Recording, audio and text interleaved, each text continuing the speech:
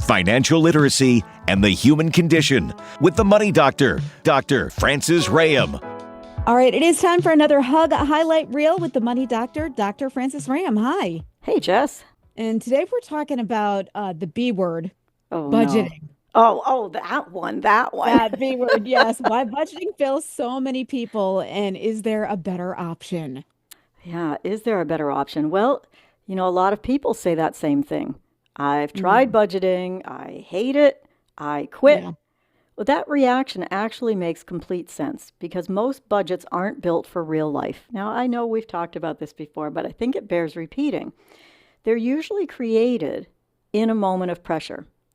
Nobody sits down when money is great and goes, hey, just for fun today, I don't really want to go see a movie. I'd rather build a budget, right? But they're created in these moments of pressure. Something's gone wrong. Money feels tight. And the goal becomes make the numbers behave. Right. But real life doesn't behave. So budgets tend to be rigid, fixed categories, fixed expectations, and then life happens. I'm just thinking about grocery shopping right now. You know what I mean? Like you've had a fixed budget for so long and then now you go and it's insane. That's absolutely right. Groceries cost more, gas prices change, birthdays come up, cars need repairs.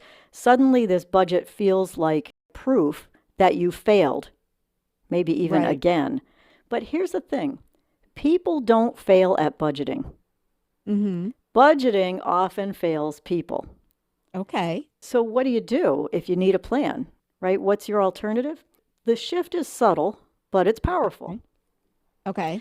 So instead of planning first, you start by tracking reality. Most people jump straight into what should I spend? Or what shouldn't I spend, right? That skips the most important question, which is what is actually happening.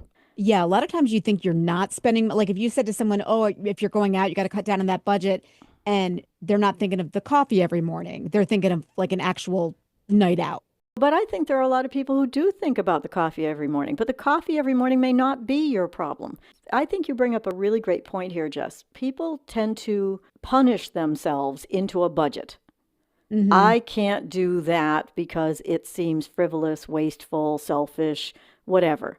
That might be what you need to keep your balance. You might need your coffee every morning at the big designer place just to keep your balance, but you might be willing to cut back somewhere else to do it.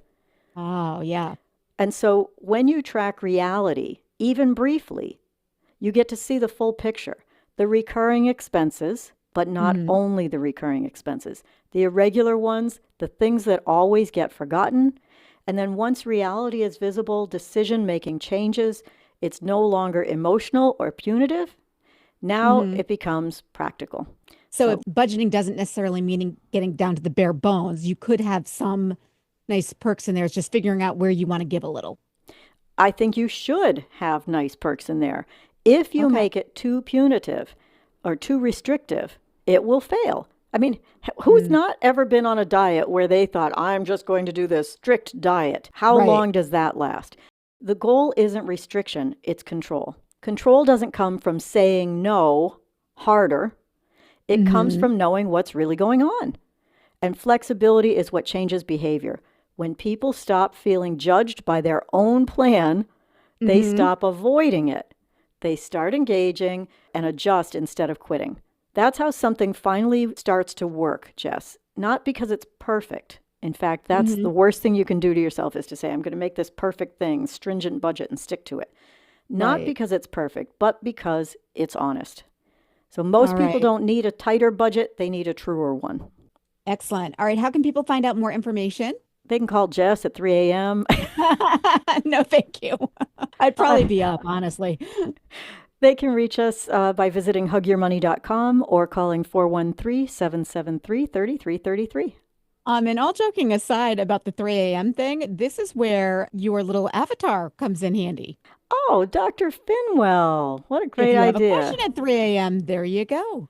Certainly for enrolled members at this point, yes. And soon coming to the website for website-facing questions, yes. All right, you can go to hugyourmoney.com. Another Hug Highlight Reel with the Money Doctor, Dr. Francis Rahaim. Thank you. Thanks, Jess.